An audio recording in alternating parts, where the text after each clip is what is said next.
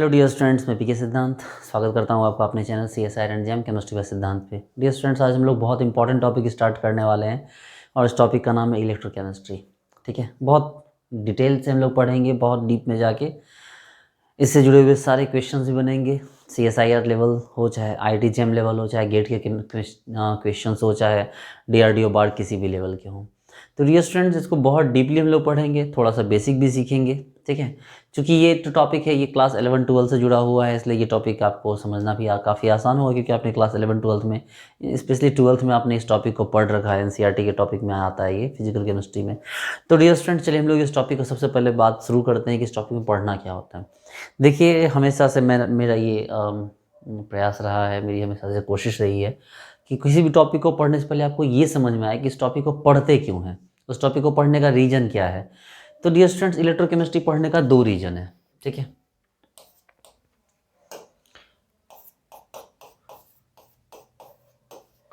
Electrochemistry होता है ना, इलेक्ट्रोकेमिस्ट्री 2 रेफरेंस में पढ़ी जाती है। इसका एक पर्पस होता है कि केमिकल एनर्जी को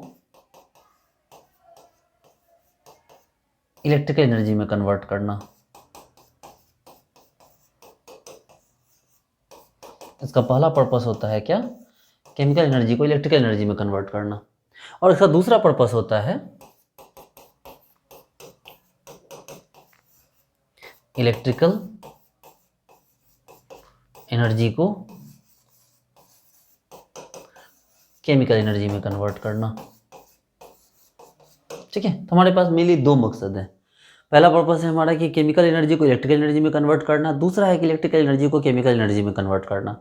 आपने क्लास 11-12 में चीज़ों को पढ़ा है, इसलिए इस चीज़ों को बहुत बेसिक लेवल पे जाके बताने की ज़रूरत नहीं है, बट मैं कोशिश करूँगा कि आपको एक एक बात में समझा सकूँ।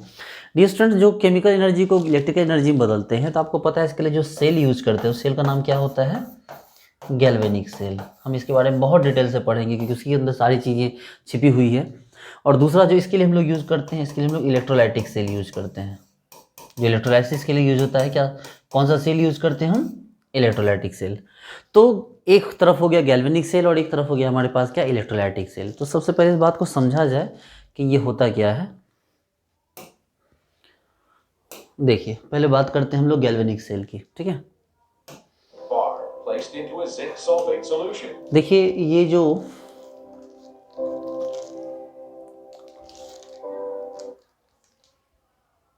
थोड़ा सा समझने की कोशिश कीजिएगा इस गैल्वेनिक सेल को।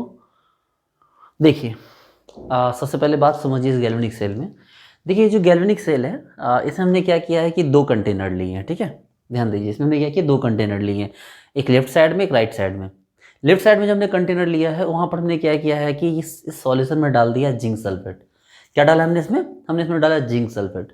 और एक मेटल का रॉड लगाया है, जो कौन सा मेटल है, जिंक मेटल है। दूसरी साइड हमने क्या किया है, जो दूसरी साइड का जो पॉट है हमारा, उसमें भी क्या डाला हमने, कॉपर सल्फेट डाला है। और उसमें क्या डाला हमने, कॉपर रड डाली है। देखिए डियर स्टूडेंट्स, थोड़ा सा बेसिक पे जाइए तो आपको याद होगा कि जो जिंक था, जिंक मेटल की जो रिएक्टिविटी होती है वो क्या होती है, कॉपर से ज़्यादा होती है। बात करेंगे अभी इस पर, पूरा एक सीरीज में आपको भी सिखाने वाला हूँ इस पर। तो आपको ये पता है कि जिंक रॉड की जो आपको रिएक्टिविटी होती है वो क्या होती है, कॉपर से क्या होती है, ज़्यादा होती है। इसका मतलब ये है कि जिंक जो है वो आसानी से क्या कर सकता है, इलेक्ट्रॉन छोड़ सकता है, जबकि कॉपर उतनी आसानी से इलेक्ट्रॉन नहीं छोड़ सकता है, लेकिन कॉपर ले सकता है। मेरी बात समझिए कि जिंक का काम होता है इलेक्ट्रॉन छोड़ना, वो आसानी से छोड़ सकता है, जबकि कॉपर उतनी आसानी से इलेक्ट्रॉन नहीं छोड़ सकता। कॉपर क्या करेगा, कॉपर इलेक्ट्रॉन को लेता है। ठीक है, तो डियर स्टूडेंट्स, आप बात को समझिए, मैं आपको समझा रहा हूं। देखिए, यहां पर होता क्या है कि जैसे आपके पास जो ये जिंक रड है और ये कॉपर रड है। ठीक है, हमने यहाँ क्या डाल दिया, यहाँ डाल दिया हमने जिंक सल्फेट। जिंक सल्फेट देखिए टूटा हुआ, देखिए zinc sulphate, zinc sulphate, zinc sulphate, zinc sulphate, zinc sulphate. देखिए जिंक सल्फेट यहाँ इक्वल अमाउंट में क्या हो रहा है, जिंक +2 आयन और सल्फेट 2- आयन यहाँ घूम रहा है। इस साइड में देखिए यहाँ पर कौन है, copper sulphate, copper 2 + SO4 2-, copper 2 + SO4 2-, copper 2 + SO4 2-, copper 2 + SO4 2-। ये अपनी जगह पे क्या हो रहा है, यहाँ पर घूम रहा है। देखिए यहाँ पर कॉपर सल्फेट घूम रहा है। अब क्या हुआ कि यहाँ पर अभी हमने क्या किया, कोई स्विच है, अभी हमने स्विच को ऑन नहीं किया फिलहाल, यहाँ पर कोई स्विच को हमने ऑफ रखा है। हमने क्या किया, स्विच को यहाँ से जब सबसे पहले ऑन किया, जैसे हम स्विच को ऑन करते तो यहाँ से क्या होता है, ये जिंक है, ये जिंक इलेक्ट्रॉन छोड़ना स्टार्ट करता है। ध्यान दीजिए मेरी बात को, ये जिंक क्या करेगा, इलेक्ट्रॉन को छोड़ना स्टार्ट करेगा। जैसे ही जिंक इलेक्ट्रॉन को छोड़ना स्टार्ट करेगा तो जिंक 2 इलेक्ट्रॉन छोड़ेगा और जिंक +2 जो है इस समुद्र में कूद पड़ेगा। ये जो पॉट है, ये जो कंटेनर, इसमें जिंक +2 क्या हो जाएगा, कूद जाएगा। कहने का मतलब ये है कि जिंक 2 इलेक्ट्रॉन छोड़कर जिंक +2 बनकर इस कंटेनर में कूद जाएगा, क्योंकि जिंक की रिएक्टिविटी ज़्यादा है। अब ये 2 इलेक्ट्रॉन गोल गोल गोल गोल घूमते हुए यहाँ तक पहुँचा और बीच में बल्ब को इसने जलाया, बल्ब को जलाते हुए यहाँ तक पहुँचा। जैसे ही यहाँ पहुँचता है तो कॉपर है, कॉपर इलेक्ट्रॉन क्यों लेगा भाई, कॉपर तो मेटल है, मेटल इलेक्ट्रॉन थोड़ी लेता है, मेटल के पास इलेक्ट्रॉन लेने की टेंडेंसी होती ही नहीं है। तो उधर से कॉपर 2+, ये जो कॉपर 2+ है, ये आवाज दे रही, इलेक्ट्रॉन भैया इधर आ जाओ, इधर आ जाओ, मैं बुला रहा था आपको। और ये 2 इलेक्ट्रॉन बोला, इस कॉपर बोला अच्छा देखो वो कॉपर 2+ मुझे बुला रहा था, आप नहीं बुला रहे थे, कॉपर मेटल नहीं बुला रहा था। उस इलेक्ट्रॉन को कॉपर 2+ नहीं बुलाया, कॉपर 2+ क्या किया, उस 2 इलेक्ट्रॉन को पकड़ के न्यूट्रल हो गया। जो कॉपर 2+ आयन था वो क्या हो गया कि उस 2 इलेक्ट्रॉन को पकड़ के क्या हो गया, न्यूट्रल हो गया। तो ये कॉपर 2+ उस 2 इलेक्ट्रॉन को पकड़ के क्या हो गया, न्यूट्रल हो गया। अब ये सिलसिला स्टार्ट हो गया। अब ये जिंक यहाँ छोड़े जा रहा है और कॉपर 2+ वहाँ भागे जा रहा है, जिंक +2 छोड़े जा रहा है, वहाँ 2 इलेक्ट्रॉन जैसे जा रहा है, कॉपर 2+ भागे जा रहा है। अब इससे समस्या क्या हो रही है बच्चे लोग, इससे समस्या ये हो रही है कि यहाँ पर जिंक +2 आयन का नंबर बढ़ता जा रहा है। देखिए यहाँ पर जिंक +2 आयन का नंबर क्या रहा है, बढ़ता जा रहा है, क्योंकि भैया जिंक लगातार इलेक्ट्रॉन छोड़ रहा है, जिंक 2+, आपको यहाँ आयन बढ़ते चले जा रहे हैं, यानी यहाँ पर पॉजिटिव आयन का कंसंट्रेशन बढ़ता जा रहा है। और यहाँ पर क्या हो रहा है कि कॉपर 2+ के भाग जाने के कारण जो सल्फेट 2- बच रहा है उसका कंसंट्रेशन बढ़ता जा रहा है, मतलब यहाँ पर नेगेटिव आयन का कंसंट्रेशन बढ़ता जा रहा है। मेरी बात को समझिए, यहाँ पॉजिटिव आयन का कंसंट्रेशन बढ़ता चला गया और यहाँ पर नेगेटिव आयन का कंसंट्रेशन बढ़ता चला गया, और क्या हो गया, सेल स्टॉप हो गया। क्योंकि जब यहाँ बहुत प्लस हो गया तो इलेक्ट्रॉन यहाँ से जाना बंद कर दिया, और जब यहाँ माइनस बहुत हो गया तो इलेक्ट्रॉन यहाँ आना बंद हो गया। ये तो वही वाली बात हुई कि आप किसी को कुछ दे रहे हो, लगातार 2-4 दिन आपने किसी के लिए खाना भेजा, अब क्या हुआ, आपके घर वाले आप पे हल्ला मचाने लगे कि तुम कैसे खाना घर का बर्बाद कर रहे हो, किसी को फालतू में दिए जा रहे हो, और उधर वाला भी हल्ला मचा रहा है कि हम भिखारी हैं क्या, मुझे खाना तुम क्यों दे रहे हो फालतू में रोज़ रोज़। तो इससे क्या हो जाएगा, जो ट्रांसफ़र करे थे वो रुक जाएगा, क्योंकि अब देने वाले की भी टेंडेंसी खत्म हो गई और लेने वाले की भी टेंडेंसी खत्म हो गई, और सेल स्टॉप कर जाएगा, ये जो बल्ब है ये जलना बंद हो जाएगा। ठीक है, तो चलिए जहाँ तक मैंने बताया पहले इस प्रोसेस को समझिए कि ये प्रोसेस क्या है। देखिए ये जो आपका सेल है गैल्वेनिक सेल, इसको समझिएगा। देखिए इसको थोड़ा समझ लीजिए, ये जिंक रड है, वो कॉपर रड है। इसके अंदर जो देखिए गौर से देखिए, ये जिंक है, सल्फेट है, इस तरह गोल गोल घूम रहा है, सब उछल कूद मचा रहे हैं, देखिए ऐसे ऐसे। उधर चलिए वहाँ देखिए वो कॉपर रड है और उसके साथ में कौन है, कॉपर सल्फेट ऊपर नीचे कर रहा है, देखिए है ना। ये देखिए ये कॉपर सल्फेट ऊपर नीचे उछल कूद मचा रहे हैं। अब क्या हुआ भाई, इसके अंदर कौन है, ये है हमारा सॉल्ट ब्रिज। इसकी जरूरत क्या पड़ेगी वो भी मैं आपको बताऊंगा, वो तो भैया बल्ब है। देखो इलेक्ट्रॉन फ्लो करना स्टार्ट हुआ, और जैसे ही इलेक्ट्रॉन फ्लो करना स्टार्ट हुआ तो क्या हो गया, बल्ब जल गया आपका। समझिए बात को, ये देखिए हुआ क्या इसके लिए एग्जैक्टली, जिंक देखना बाहर निकलेगा यहाँ से, देखो ये जिंक 2 इलेक्ट्रॉन छोड़ के बाहर निकला, जिंक 2 इलेक्ट्रॉन छोड़ के बाहर निकला, देखो जिंक इलेक्ट्रॉन छोड़ के बाहर जा रहा है, देखो, और ये रड पतला होता जा रहा है, देखो ये रड पतला होता जा रहा है। अब वही इलेक्ट्रॉन जो गोल घूम के इधर आया, अब देखो इलेक्ट्रॉन इसके पास आया, इसने क्या किया, बाहर वाले कॉपर को बुला लिया। देखो ये क्या हुआ कि मेरी बात समझो यहाँ पर, कि यहाँ पर हुआ क्या कि जैसे ही गौर से देखो यहाँ पर वो 2 इलेक्ट्रॉन आया, इसने अंदर से क्या किया, उन कॉपर को खींच लिया, जो कॉपर 2+ आयन थे वो खींच लिया। अब भाई प्रॉब्लम क्या हो गई, अब प्रॉब्लम ये हो गई कि इस साइड में जो कॉपर वाला साइड था, यहाँ देखो सल्फेट का कंसंट्रेशन बहुत बढ़ गया है। अब देखो, और उस साइड में क्या देखा आपने, उस साइड में देखा कि जिंक 2+ का कंसंट्रेशन बढ़ गया। फिर से समझिए इस बात को, थोड़ा शुरू से देखिए, आपको पूरी बात समझ में आएगी। देखिए थोड़ा पीछे जाइए, हाँ भाई देखिए यहाँ से इसको दोबारा देखिए, देखिएगा इस कंटेनर में आपका क्या है, जिंक, ये देखिए जिंक रॉड है, जिंक सल्फेट है, जूम कीजिए इसको, देखिए जिंक 2+ SO4 2- गोल गोल घूम रहे हैं, और ये रड अपनी जगह सही सलामत है फिलहाल, अभी हमने कनेक्शन स्विच ऑन नहीं किया है। उस साइड में देखिए कॉपर रड है और साथ में कॉपर सल्फेट है, ये देखिए कॉपर सल्फेट कॉपर सल्फेट, अभी हमने कनेक्ट नहीं किया है इसको, इसके वायर को, इसलिए बल्ब जो है अभी बंद है, सॉरी।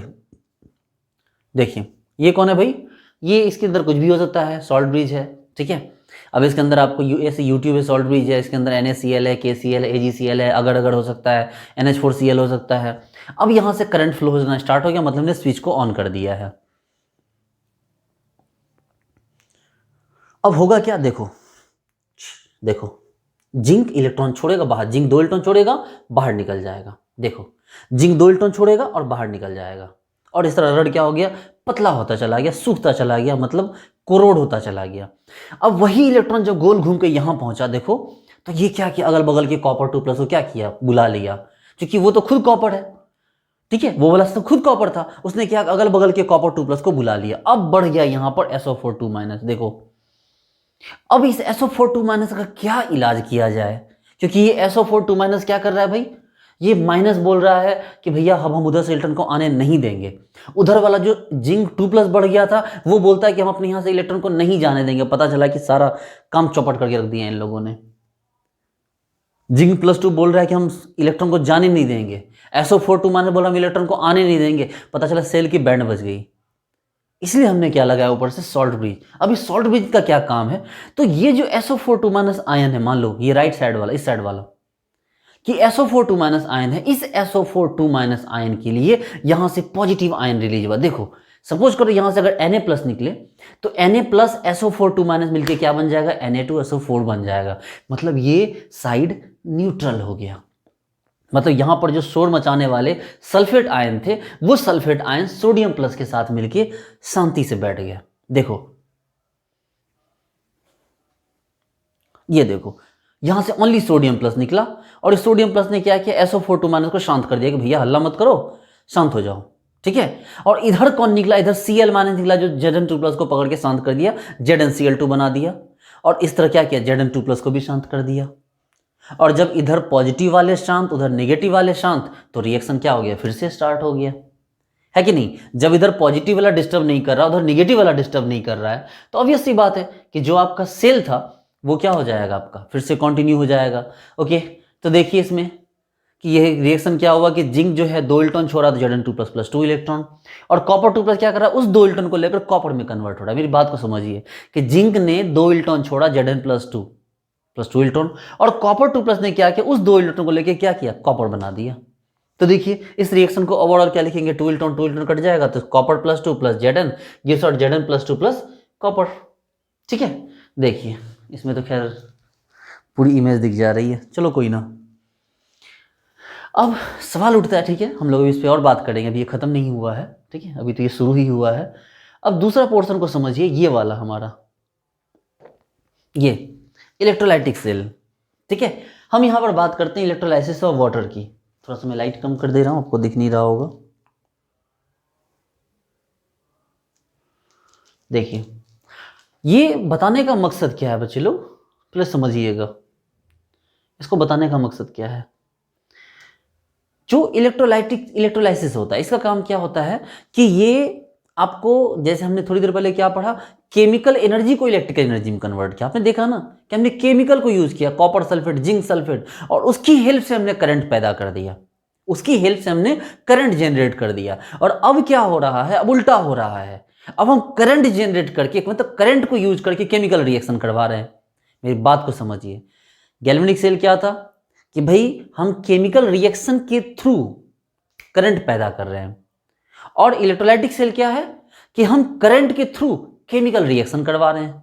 बात समझ रहे हैं कि हम करंट के थ्रू यहां पर केमिकल रिएक्शन करवा रहे हैं। तो समझने की कोशिश कीजिए, देखिए इस रिएक्शन को जरा देखिए। अभी यहां स्विच ऑन नहीं है, देखो स्विच ऑफ है यहां पर। इलेक्ट्रोलाइसिस ऑफ वाटर सबसे पहले बात करते हैं हम। हमने यहां पर क्या किया कि एक एनोड और कैथोड दोनों लगाया, ठीक है, प्लस माइनस दोनों लगाया। अब यहां पर क्या किया, वाटर को छोड़ दिया हमने। तो भाई करंट अगर मान लो स्विच को ऑन भी कर देते हैं, ठीक है, तो वाटर पे कुछ ज्यादा फर्क नहीं पड़ता है। देखो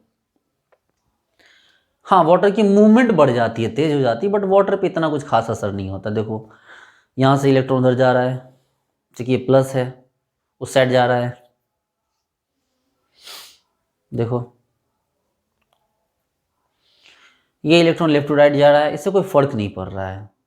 ठीक है, इलेक्ट्रोलाइसिस हो नहीं पा रहा है, मतलब ये जो वाटर है ये वाटर ब्रेक नहीं कर पा रहा है। ठीक है, ये वाटर ब्रेक नहीं हो रहा है। ऐसी सिचुएशन में अब हम क्या करेंगे, हमारा पेशेंस लूज हो गया, अब हमने इसमें कोई सॉल्ट मिक्स किया, रिलैक्स हो जाइए, एकदम ध्यान दीजिए। अब हम इसमें क्या करेंगे, तो सॉल्ट मिक्स करेंगे। देखो क्या लिखा हुआ है, एज देयर इज लिटिल और no ionization of pure water electrolysis doesn't अगर इन दिस केस, कि भाई प्योर वाटर का इलेक्ट्रोलाइसिस हो नहीं रहा है इसलिए कोई फायदा नहीं है ऐसा करके। अब क्या कीजिए, थोड़ा पानी को गंदा कीजिए। आपको पता है प्योर वाटर में करंट नहीं फ्लो होता है। आपको 3 Idiot का वो सीन याद होगा, जब चतुर के जो सुसु वाला सीन था उसमें उसको करंट लगी थी, तो वो प्योर वाटर नहीं था, ठीक है, सॉल्टी वाटर था। अब देखिए, चलो इसमें सॉल्ट डालो, अब कुछ भी डालो ऐसा जो आयनाइज कर सके। NaCl डाल दिया, अब NaCl मिक्स किया और फिर से करंट फ्लो करने की कोशिश की। देखो अब सबसे पहले जैसे ही NaCl आएगा बच्चे लोग, तो क्या होगा, समझो बात को, कि जैसे ही यहां पर NaCl आएगा तो यहां पर क्या होगा कि ये H2O वैसे ही पोलराइज हो जाएगा। ये H2O तो वैसे ही पोलराइज हो जाएगा, क्योंकि Na+ खींचेगा OH- को, Cl- खींचेगा H+ को। मेरी बात को गौर से सुनो, Na+ खींचेगा OH- को, Cl- खींचेगा H+ को। ये पोलराइज करने की कोशिश होगी, और उस पर जब हम करंट फ्लो करेंगे तो ये जो रेट होगा वो इतना हाई हो जाएगा कि ये H2O ब्रेक कर जाएगा। देखो ये इंटरेक्ट कर रहा है, इंटरेक्ट कर रहा है, देखो, ठीक है, ये धीरे धीरे हो रहा था। देखो थोड़ी बहुत मूवमेंट हो रही है। हमने NaCl डालकर H2O को ब्रेक कर दिया। क्या कर दिया हमने, NaCl डालकर H2O को ब्रेकआउट कर दिया। H2O को हमने क्या कर दिया है, इलेक्ट्रोलाइसिस कर दिया, मतलब उसका डिसोसिएट कर दिया H2O को।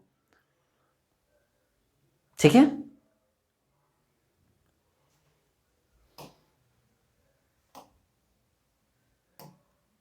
और अब हमने क्या किया, ये देखो हमने सेल को स्टार्ट कर दिया, मतलब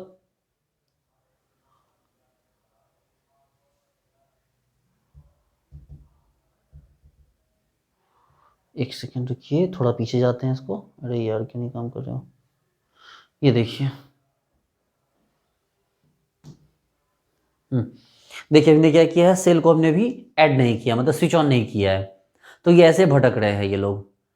लेकिन जैसे ही हम क्या करेंगे, हम सेल को ऑन करेंगे, मतलब उसके स्विच को ऑन करेंगे, ये तुरंत क्या हो जाएगा, वहाँ चार्ज जनरेट होगा, और जो माइनस है वो इधर चला जाएगा, जो प्लस है वो उधर चला गया। देखिए, यानी कि जो काम थोड़ी देर पहले इलेक्ट्रोलाइसिस नहीं हो रहा था, वो क्या हुआ कि हमने जैसे ही NaCl डाला, थोड़ा भी हमने उसमें क्या किया, सॉल्यूट डाल दिया, आयनिक सॉल्यूट, वो तुरंत क्या हो गया, आपको वो इलेक्ट्रोलाइट की तरह बिहेव करके क्या किया, उसने वाटर को ब्रेक कर दिया। तो मतलब ये है इलेक्ट्रोलाइसिस, कि यहाँ पर हमने क्या किया, केमिकल रिएक्शन को यूज करके, मतलब करंट को यूज करके हमने क्या किया, यहाँ पर हमने केमिकल रिएक्शन करा दिया। जबकि इससे पहले वाले में क्या देखा था हमने, वहां पर केमिकल रिएक्शन के थ्रू करंट पैदा किया था। अब आप बोलोगे सर इसका आप जो है एग्जाम्पल दो। सर हम बोले भाई एग्जाम्पल भी देता हूँ। आपके घर में जो बैटरी होती है, जो इन्वर्टर में जो बैटरा यूज होता है, बैटरा होता है ना, इतना बड़ा बैटरी, पहले छोटे होते तब बड़े होते हैं, तो वो जो बैटरा होता है या बैटरी होती है, उसके अंदर क्या होते हैं, उसके अंदर भी देखो जिंक, जस्ता और तांबे की परत होती है। ठीक है, ऐसे देखना, वो उसके पास इस टाइप का होगा, परत ऐसे होता है, ये इस टाइप का बना हुआ, इस टाइप का प्लेट, उसमें वो 6 ऐसे होता है, 6 तांबा होता है, 6 जस्ता होता है, वो ऐसे ऐसे सेट करता है, और फिर वो क्या करता है, बैटरी के अंदर डाल देता है, और उसके 2 पोल उसको वो जोड़ देता है आपस में। जोड़ता मतलब अलग अलग तरीके से घुमा के वो जोड़ता है, ऐसे नहीं जोड़ता, ऐसे जोड़ेगा तो करंट ही आ जाएगा उसमें, मतलब वो तो मतलब शॉर्ट सर्किट हो जाएगा। तो वो बैटरी बनाता है, और उसके अंदर फिर क्या करता है, सल्फ्यूरिक एसिड का वो डालता है, सल्फ्यूरिक एसिड डाइल्यूट होता है, सल्फ्यूरिक एसिड डालता है। तो इससे क्या हुआ कि जिंक जो था, वो जिंक सल्फ्यूरिक एसिड से रिएक्ट करके ZnSO4 बन गया। ठीक है, तो जिंक ZnSO4, और कॉपर क्या हो गया, कॉपर और कॉपर सल्फेट हो गया, CuCuSO4, बन गई बैटरी। आप चार्ज कर दो, इलेक्ट्रॉन उसके बाद वापस चला जाएगा, जैसे ही चार्ज खत्म होगा आप उसको यूज करना शुरू करो, सारा इलेक्ट्रॉन क्या हो जाएगा, पास करने लगेगा। आपकी बैटरी से टीवी चलाओ, बैटरी मतलब जो भी चलाना है चलाते जाओ। तो आपने गैल्वेनिक सेल देखा कि भाई हमने क्या किया वहां पर, कि हमने केमिकल रिएक्शन की हेल्प से, जिंक है, सल्फेट, जिंक का सल्फेट है, कॉपर सल्फेट है, उनके बीच एक पोल लगा हुआ है, 2 ऐसे मोटे वाले पोल होते हैं, उसके बीच में चूंटा लगा के होता है ना, प्लग लगा के हम लोग अपना काम कर लेते हैं। तो कहने का मतलब, तो हमने केमिकल रिएक्शन को इलेक्ट्रिकल एनर्जी में कन्वर्ट कर लिया, और यहाँ क्या देख रहे हैं, हमने इलेक्ट्रिकल एनर्जी को यूज करके हमने केमिकल रिएक्शन करवा लिए। ठीक है डियर स्टूडेंट, तो कहने का ये मतलब है कि हमारे पास दोनों चीजें हैं। ठीक है, आप उसको जैसे भी यूज करना चाहें आप उसको कर सकते हैं।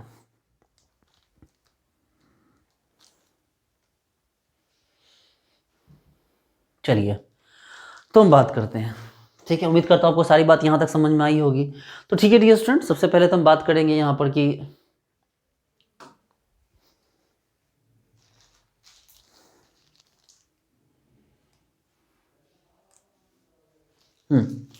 तो सबसे पहले बात हम यहाँ पर करेंगे गैल्वेनिक सेल की।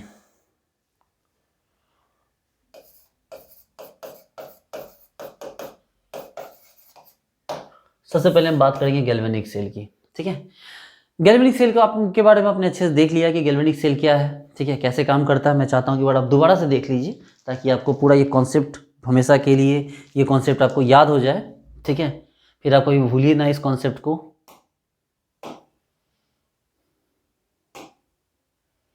शिट, क्या हो गया, sorry.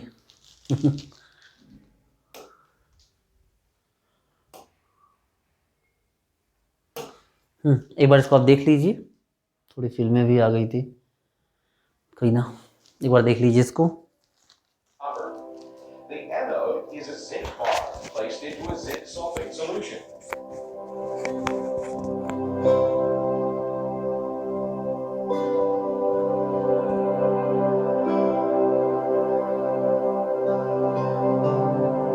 And the cathode is a copper bar placed into a copper 2 sulfate solution.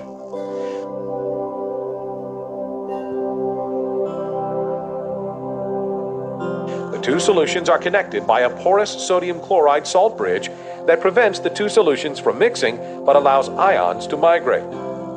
Attaching a cell shows that electrons flow from zinc to copper.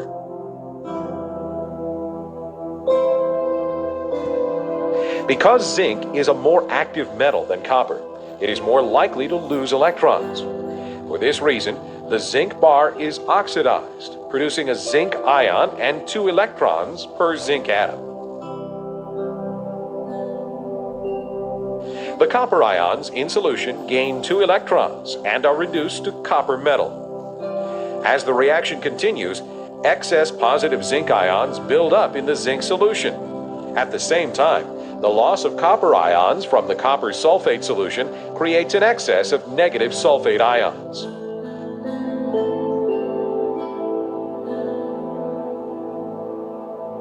Positive sodium ions migrate into the copper sulfate solution from the salt bridge, while negative chloride ions migrate from the salt bridge to the zinc solution and maintain neutrality of the solutions. The reaction stops when the zinc bar or copper ions are depleted. The overall cell reaction can be written like this.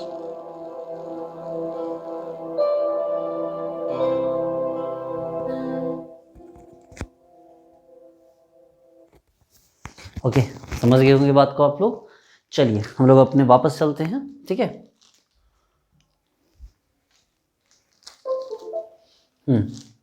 तो हम बात करते हैं galvanic cell की, ठीक है।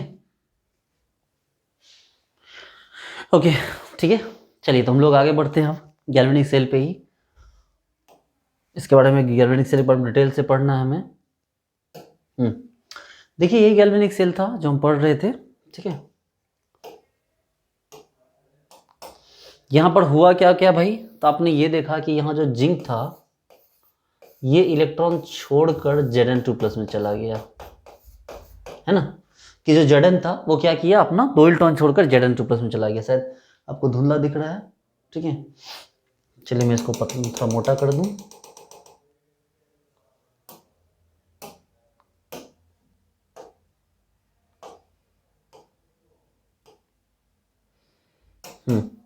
यहाँ पर आपने क्या देखा कि जो Zn है, ठीक है, वो क्या किया, अपना 2 इलेक्ट्रॉन छोड़कर चला गया किसमें, Zn2+ में। देखिए यहाँ यही हो रहा है।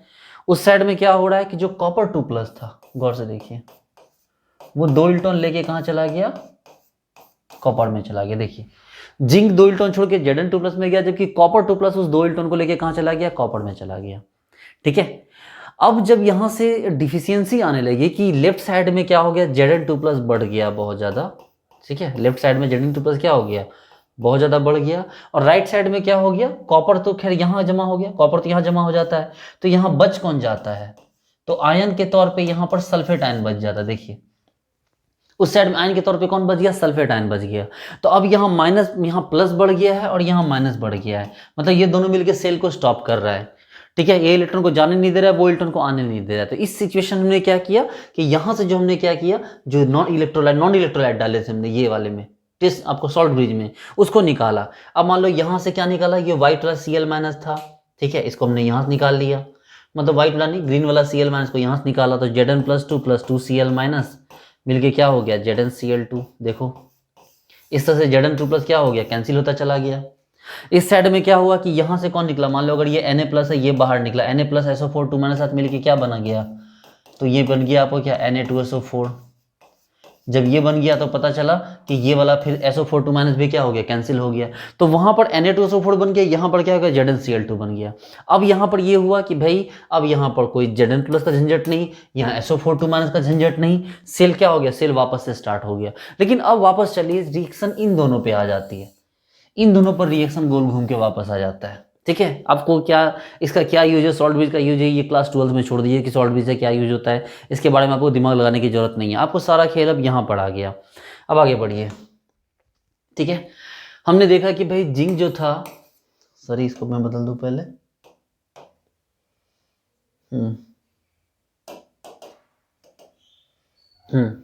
सबसे पहले हमने देखा कि भाई जो जिंक है वो किस में जा रहा है, Zn2 प्लस प्लस 2 इलेक्ट्रॉन में जा रहा है, और जो कॉपर 2 प्लस है वो 2 इलेक्ट्रॉन लेके कहाँ जा रहा है भाई, तो वो कॉपर में जा रहा है।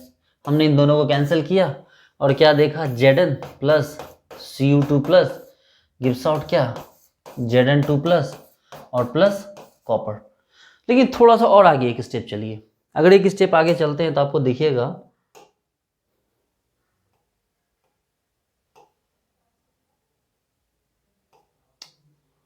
शिट, चलो ठीक है, आपको यहाँ गौर से दिखेगा कि Zn, इसको लिखा कैसे जाता है, इसको ऐसे लिखा जाता है, Zn गया Zn2 प्लस में।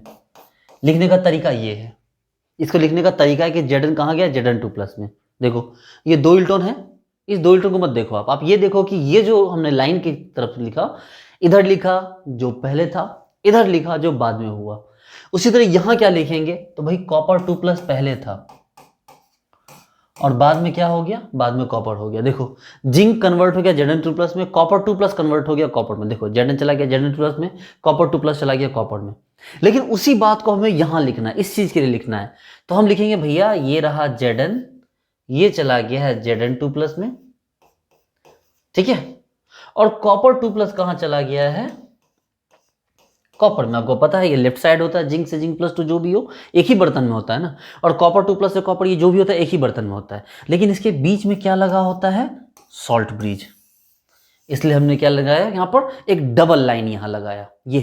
ये शो करता है कि ये किसकी बात की जा रही है, यहाँ पर आपको सॉल्ट ब्रिज की बात की जा रही है। देखिए हमने यहाँ पर किसकी बात की, सॉल्ट ब्रिज की बात की, इसलिए यहाँ पर बीच में क्या लगा दिया हमने, एक डबल लाइन यहाँ पर हमने यूज किया। तो कहने का मतलब ये है बच्चे लोग कि हम लिखने का ये जो सेल रिएक्शन है, इसको हम लोग क्या कहते हैं, सेल रिएक्शन है या सेल नोटेशन कह सकते हैं, सेल रिएक्शन इसको बोलिए, ये आपका सेल नोटेशन है। सेल नोटेशन का तरीका ये है कि आपके पास Zn, ये मेटल गया, ये देखिए ये एक्टिव मेटल है, ये इस साइड जा रहा है, ऑब्वियस सी बात है ये जो भी होगा सो कुछ कंसंट्रेशन भी होगा, क्योंकि आयन है तो आयन का कंसंट्रेशन होगा। उसी तरह कॉपर 2 प्लस जा रहा है कॉपर में, इसका भी कंसंट्रेशन कुछ तो होगा यहाँ पर, ठीक है, इस तरह से हम इसको लिखेंगे। अब एक इसमें और नई बात है डियर स्टूडेंट्स कि आपको, हम लोग इस लेक्चर को खत्म करने से पहले एक जरूरी बात यहाँ पर ये करना चाहेंगे कि आपको एक बात समझनी है, रिएक्टिविटी सीरीज, ठीक है, हम लोग इस रिएक्शन में, अब इस चैप्टर को हम लोग आगे ले जाएंगे नेक्स्ट क्लास में, लेकिन उससे पहले मैं आपको एक ट्रिक सिखाना चाह रहा हूं, ठीक है, इलेक्ट्रो केमिकल सीरीज। अब इलेक्ट्रोकेमिकल सीरीज क्या है, देखिए ये रिएक्टिविटी सीरीज है बेसिकली, ठीक है, ये सीरीज क्या है, बेसिकली रिएक्टिविटी सीरीज है। इस लेक्चर में आप इसको इसलिए बता रहा था कि आप याद कर लेता है कि नेक्स्ट लेक्चर में मैं इसको अच्छे से यूज कर सकूं। देखिए ये सीरीज है ऐसे,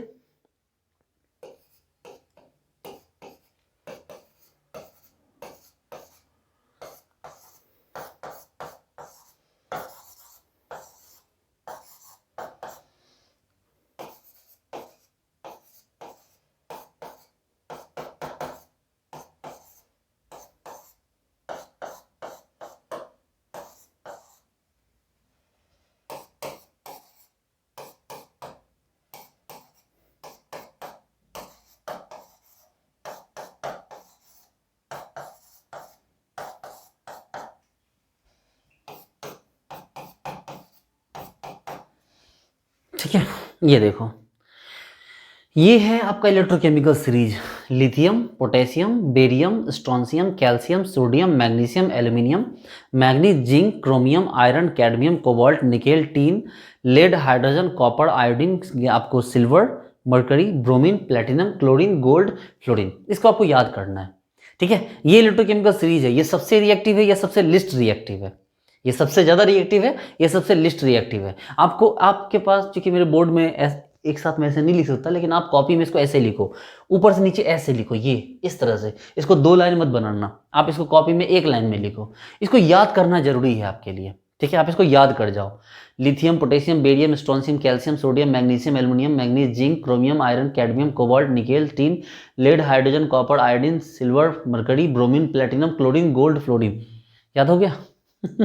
चलिए मैं आपको इसका ट्रिक बता रहा हूँ। देखिए, इसका ट्रिक है,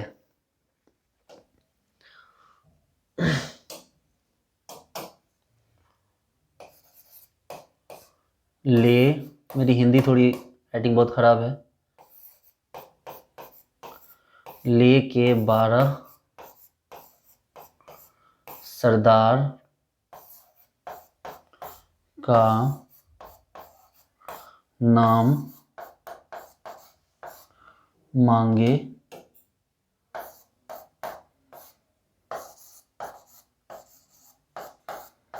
अली, मंसूर, जनाबे क्रूर ने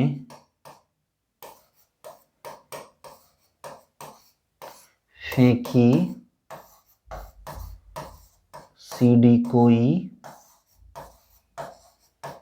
नीचे सुनो प्रभात है,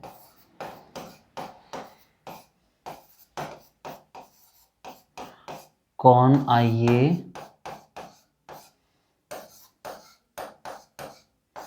आगे होंगे ब्रह्मानंद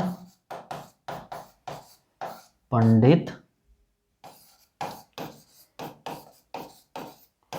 कलावती, सोनालाई, फ्री में। इसको याद कर जाइए। ठीक है, इसको याद करना बहुत ज़रूरी है। देखिए, ले के 12, इसको पहले मेरे साथ पढ़िए, दोहराइए सब लोग। हाँ, अभी को बोल रहा हूँ, दोहराइए इसको। चलिए मेरे साथ दोहराइए, आइए। ले के 12 सरदार का नाम बोलिए। ले के 12 सरदार का नाम बोलिए, बोलिए। हाँ, मांगे अली मंसूर जनाबे क्रूर ने।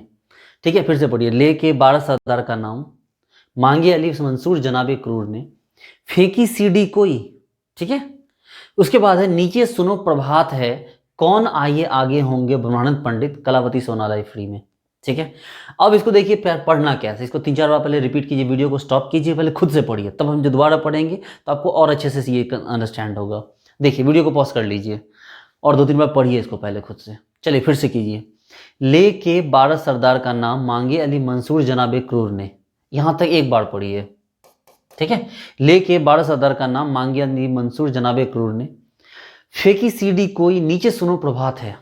अब यहाँ से यहाँ तक एक लाइन आ जाएगा। देखिए, फेंकी सीडी कोई नीचे सुनो प्रभात है, अब यहाँ तक एक लाइन।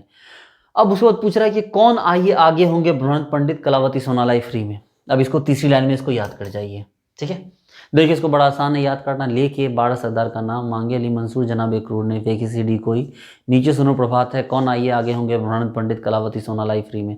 इसको आप याद कर जाइए। ठीक है, ऐसा नहीं कि मुझे भी हमेशा से याद था, ये ट्रिक याद हो गई बस। ठीक है, ये ट्रिक इतनी इंपॉर्टेंट है कि पूरी इलेक्ट्रोकेमिस्ट्री का फेस बदल कर रख देगा आपका। मतलब जो क्वेश्चन नहीं बनने वाले हैं वो क्वेश्चन इस ट्रिक से बन जाएंगे। ठीक है, इसके अलावा जो हो गए, जब आप ये पढ़ेंगे मेटलर्जी अगर पढ़ाना होगा कभी, ठीक है, तो मेटलर्जी पढ़ाने में इसका बहुत बड़ा यूज है। ये सीधे सीधे आपको जो है टाइप ऑफ एक्सट्रैक्शन को सीधे सीधे सॉल्व कर देता है। 4-5 टाइप के जितने, उसको याद करने का झंझट ही हट जाता है। इसको देख के सीधे सीधे आप बता देंगे कौन सा एल्यूमिनोथर्मिक प्रोसेस होता है, कौन सा इलेक्ट्रोडायनेमिक प्रोसेस होता है, कौन सा जो आता है कौन सा मेटल किसको आपको रिड्यूस कर सकते हैं, कार्बन रिडक्शन मेथड, ठीक है, एल्यूमिनोथर्मिक मेथड। ये सारे मेथड जो होते हैं ना, ये सारे आपको जुबान पे याद हो जाएंगे। लेकिन पहले आप इसको याद कीजिए। ठीक है, इसको याद कीजिए, फिर हम यहाँ से आगे बढ़ पाएंगे। अगले क्लास में हम इस पर बात करेंगे, इसको फिर से सिखाएंगे, इसके बारे में क्या क्या पॉइंट्स हैं उस पर बात करते हुए हम लोग आगे चलेंगे। ओके डियर स्टूडेंट्स, उम्मीद करता हूँ आपको सारी क्लास समझ में आई होगी। ठीक है, और फिर हम लोग मिलते हैं फिर नेक्स्ट वीडियो में और आगे समझते हैं। बट प्लीज़ क्लास को कंटिन्यू कीजिए, बहुत इंपॉर्टेंट टॉपिक है और बहुत ही डायनेमिक टॉपिक है। इसको अच्छे से सीखेंगे, बहुत मज़ा आएगा। ठीक है डियर स्टूडेंट्स, मिलते हैं नेक्स्ट वीडियो में। Thank you so much, bye.